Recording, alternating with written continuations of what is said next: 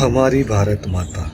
अब स्पष्ट मालूम हो गया कि केवल ब्रह्मचर्य धारण ही से हमारा तथा देश का सच्चा कल्याण है, पुनरुद्धार है। ब्रह्मचर्य ही से हम पुनः सिंह बन सकते हैं।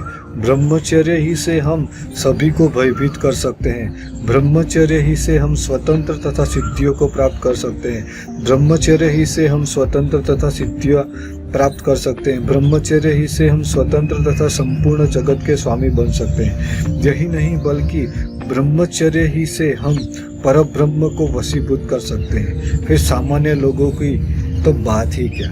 जो भारत एक समय सिंह तुल्य, निर्भय, स्वतंत्र व बलिष्ठ था, जिसके गर्जन से संपूर्ण दिग्मंडल कांप उठता था, जिसकी तरफ कोई भी राष्ट्र आंख उठा के देख नहीं सकता था, जिस भारत में मणि मौलिक के खिलौने हमारे हाथ में रहते थे, उसी भारत में आज हमारे हाथ की रोटी का टुकड़ा भी छीन लूट कर और मार पीट कर दूसरे लोग ले जा रहे हैं और हम भूखे मर रहे हैं। हाय, इससे बढ़कर और दुखमय स्थिति कौन सी हो सकती है।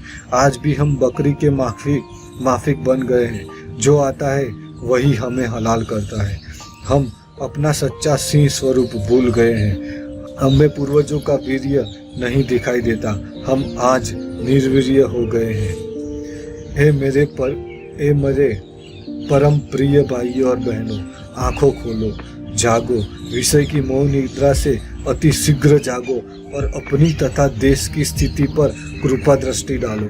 हमारी असहाय भारत माता आंसू भरे नयनों से, आशायुक्त अंतकरण से तुम्हारी तरफ देख रही है। भाइयों, अपनी इस परम प्यारी भारत माता को अब दरिद्रता से मुक्त कीजिए।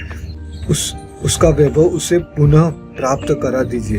भारत की स्वतंत्रता एकमात्र हमारी स्वतंत्रता के ऊपर सर्वथा निर्भर है और हमारी स्वतंत्रता एकमात्र विषय की गुलामी छोड़ने में, अर्थात पूर्वजों की तरह वीर्य धारण करने ही में बनी रह सकती है। जैसे कोई गत वैभव असहाय विधवा अपने एकलौते पुत्र पर सुख की आशा रखकर दुख के दिन बिताती है, उसी प्रकार यह परम दुखी भारत माता भी तुम जैसे बालकों पर सुख की आशा रखकर जीवन धारण किए हुए हैं और बड़े बड़े कष्ट व आपदा को सह रही है।